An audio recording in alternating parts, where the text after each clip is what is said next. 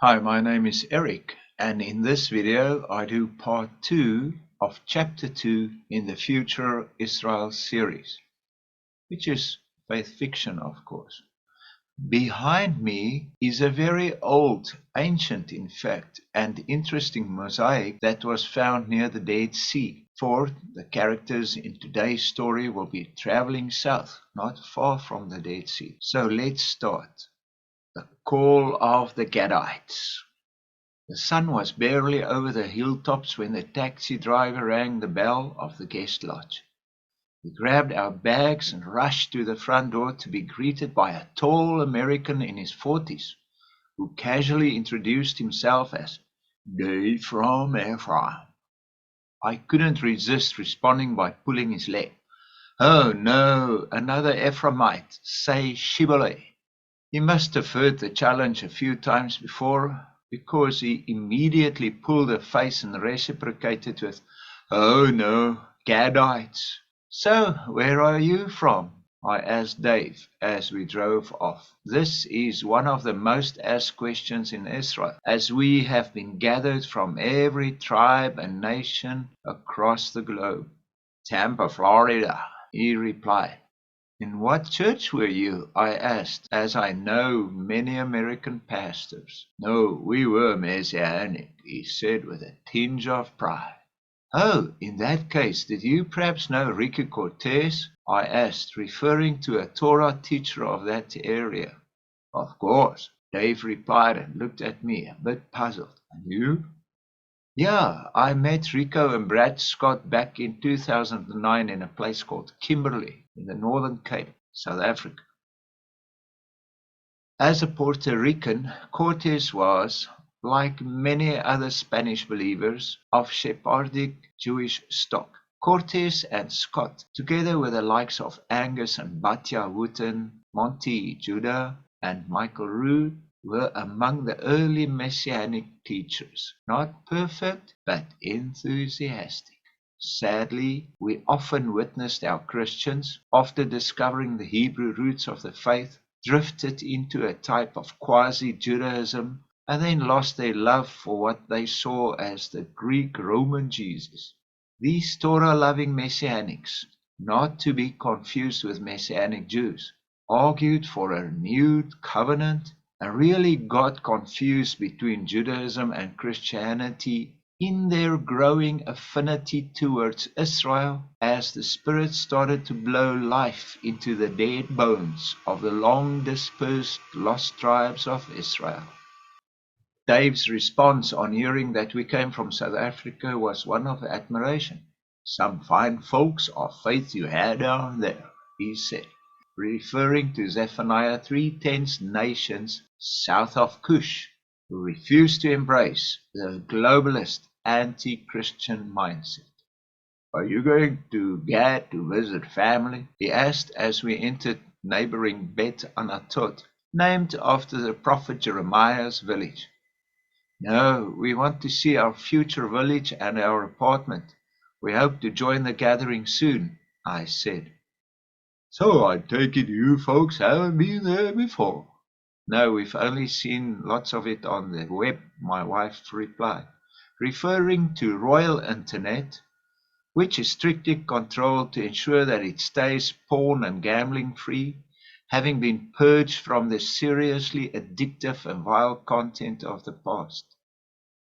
Our trip would take us to the southern area of Royal Israel, through the districts of the 5 tribes south of Hephzibah the Beautiful, as the new holy city is popularly called, just as Isaiah 62 verse 3 said it would be. So, starting in Benjamin, we would travel southwest and go through Simeon, Issachar, Zebulon, and past Beersheba to Gad, our destination. Just south of Tekoa, we saw several Ma'abaroth camps providing temporary housing for new immigrants. There's a lot of farming activity in this area, which used to be wasteland in the years of the Palestinian occupation, as we saw in other countries where persistent evil has caused the land to vomit its inhabitants out. Everything spoke of fresh new life. like at the dawning of a new day. Forgotten were all the old issues, except for those that we must remember for the future. Many people are still suffering a typical PTML, Post-Tribulation Memory Loss. It's a psychological response to cope with massive trauma and the fear of the worst degree. This kind of memory loss was partial and limited to which was bad, like a mother's recollection of birth. The days of the Holy One's wrath were forgotten. All that's been etched into the memory of every survivor are images of the Second Advent, the most astounding event in history that has manifested the kingdom on earth as it is in heaven. So, were you drafted by lot to Gad? Dave asked after a while, resuming our earlier conversation. Sure, were we not all drafted by the Almighty? He grinned, appreciating how we, who have earlier responded to the divine calling, got drafted into Israel, first by the Spirit, and now physically with a gathering. This is the restoration, the tikkun of Am Yisrael. Romans 11:5.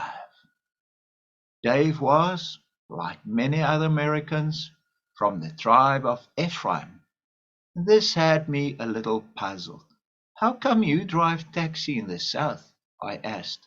Because Ephraim is 100 miles to the north if one travels with the new Isaiah 19 highway, linking the 5 southern tribes with the 7 tribes of the north. It's a 6-lane bridge and tunnel system across the Teruma. We're in a transit camp in New Gilead, waiting for our aliyah to be approved, he explained. Dave's phone rang and I turned my attention to the surrounding countryside, finding it soul-soothing to look at the miracle of Royal Israel. And our excitement grew with every mile that went by as we descended southwards. Hi, look, here's Simeon's border, exclaimed my wife as we passed a turn off to Ziklag, the new capital of Simeon. We passed vineyards, reminding us of Hosea 27. In that day sing to her, a vineyard of red wine. I, Jehovah, keep it. I water it every moment, lest any hurt it. I keep it night and day. Those who come, he shall cause to take root in Jacob. Israel shall blossom and bud and fill the face of the world with fruit. Looking around, my emotion welled up with a sense of joy at the privilege of seeing the restoration of faithful Israel as the redeemed, the Am Segula. Being from the south, from the southernmost part of Africa, I felt it was destined, and it was confirmed by Lot, that we belonged to the tribe of Gad. An ancient ancestor was possibly among those brave Gadite warriors who joined David. Later, after the first Assyrian campaign of around 712 BCE before Christ, some survivors settled in the area of Judah, explaining why my late ancestors were found among 17th century German Jews, but not among Holocaust victims, for by then they must have discovered that Jesus was indeed the Messiah. Gad the Fortunate was the 7th son of Jacob, the most southern tribe during the 40 years in the wilderness, and was granted the land Moses conquered east of the river Jordan. Land Winston Churchill gave to the Hashmonite Arab Sheikhdom in 1922. Leaders from Gad were typically the brave watchmen of Zechariah 10, who gave the great shofar call of deliverance, the shofar Gadol Charutenu, the call for those still in spiritual Babylon to come out of her, my people. Some Gadites were major players in the restoration of the halacha of Messiah, the truths of the early believers when they were called the sect of the way. The Holy Spirit, the Ruach HaKodesh, moved powerfully, awakening the remnant against the great deception of globalists and their evil agenda. We smoked the false prophets out like bees and unmasked the many Ishmaels and Balaams, the wolves in sheep's clothing, the advocates of a universal religion who so viciously protected their traditions and doctrines. Okay, let's look at the footnotes or endnotes. Say Shibboleth, Judges 12, 1-7. In the time of Gideon, conflict between Ephraim and Gilead resulted in the Gadites killing 42,000. It could have been 42,420 or 4,200 at the fords of the River Jordan. They challenged Ephraimites to say Shibboleth, a word they could not pronounce. It shows that the Gadites have a long history of being serious about the correct pronunciation of names. The gathering, Isaiah 11's prophecy of the second gathering of both the house of Israel and the house of Judah, was at best partially fulfilled in the days of Ezra. Modern Israel is the beginning of the Kabetz, the gathering, which started with Judah. The return of the Jews from Babylon in the days from Ezra in Romans 9:24 include us, who he called not only the Jews but also the nations. The absence of peace proves that many prophecies are still due. The end of occupation. The Palestinian and secular occupation of the land Israel shall end, because the enemy has said against you, ha ha, even the old high places have become a possession to us, a prey and a mockery to the nations all around. That is Ezekiel 36. Zephaniah 2 is the second witness to Ezekiel's distribution of the 12 tribes. For Gaza shall be forsaken and Ashkelon desolate. I will destroy you. The coast shall be for the remnant of the house of Judah, and they shall feed flocks there. Thy kingdom come. Zechariah 14. Thus Jehovah my God will come, and all the saints, the 144, a symbolic number, with you. It shall be one day, at evening time it shall happen, and Jehovah shall be king over the earth. Now that word earth is eretz, it can also be interpreted as land.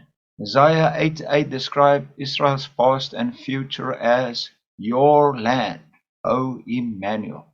Divinely drafted, a supernatural calling, a divine genetic instinct to the children of God, an urge coming from the Holy Spirit that leads believers. Some obey, most don't, because God from the beginning chose you for salvation through sanctification by the Spirit, and believe in the truth, to which he called you by our gospel for the obtaining of the glory of our Master Yeshua the Messiah. This is 2 Thessalonians 2:9, the Teruma, Ezekiel 45:7-8. Moreover, when you divide the land by lot into inheritance, you shall set apart a district for Jehovah, a holy section of the land. This area is called Teruma, donation, because it's an offering, an oblation, and hosts the holy city. Shabbat Teruma's Parsha, which is Exodus 25-27, refers to the free will donations by Israel for the construction. Ezekiel 48 extends it to include the prince's portion to the east and west of the holy city. This parcel of land, about 13 kilometers deep, divides the country from the Jordan to the Mediterranean.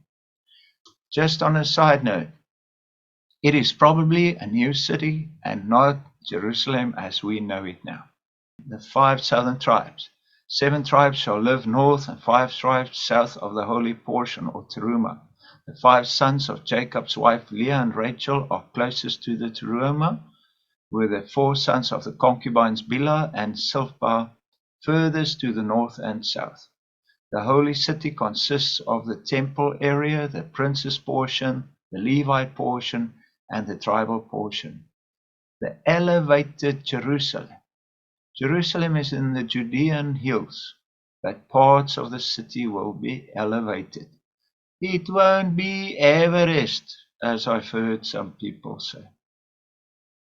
Okay, fill the world with fruit. Isaiah 27. This prophecy primarily deals with the fruit of the Spirit, but the fulfillment is always also in the physical. Everything produced in Israel will be premium products. Knowledge and respect shall cover the earth, like waters the sea. Habakkuk. Raising up Gadites. Fulfillment of the prophetic farewell blessing by Moses. Deuteronomy 33. Blessed is he who enlarges Gad, who dwells like a lion, and tears the arm and the crown off his head. He provided the first part for himself, because a lawgiver's portion was reserved there. He came with the heads of the people, the leaders. He administered the justice of Jehovah and his judgments with Israel. This is in Genesis 49. So the east bank of the Jordan will again belong to Israel. Children of the devil seeking illumination. John 8:44. You belong to your father, the devil, and you want to carry out your father's desires. 1 John 3:10. In this the children of God and the children of the devil are manifest. All people are thus not equal. There are these two basic types on earth. The children of the devil are numerous. Some try to be like God, to open the third eye, Kundalani, and to be like Balaam or the Western Bar Yeshua, Ilamias, to see in the spiritual dimension, to be illuminated. Acts 13, Revelation 2. There may be a link to the Rephaim, the giants, the fallen angels, but these are part of the mysteries of Babylon that entice man. Thank you for listening. I hope you find it interesting. You can read all about the previous videos of the story in the description below. Shalom.